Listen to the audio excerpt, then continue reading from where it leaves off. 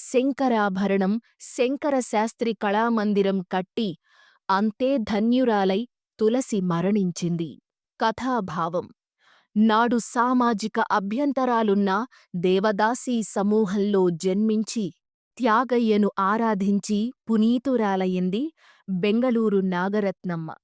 ఎట్లనగా పాము శివుడి మెడకు చేరి శంకరాభరణం అయినట్టు అదే నేపథ్యంలో పుట్టి శంకర శాస్త్రిని ఆరాధించి సంగీతానికి సేవలు చేసి సద్గతిని పొందింది తులసి. కొడుకును శంకర శాస్త్రి వారసత్వానికి ఆభరణం చేసి శంకరాభరణం చేసి. మరికొన్ని పోలికలు: త్యాగయ్య జీవితంలో కావేరీ నది, శంకరశాస్త్రి జీవితంలో గోదావరి నది. త్యాగయ్యకు మొదటి భార్య చనిపోయింది. రెండవ భార్య వల్ల సీతమ్మ అనే కూతురు పుట్టింది.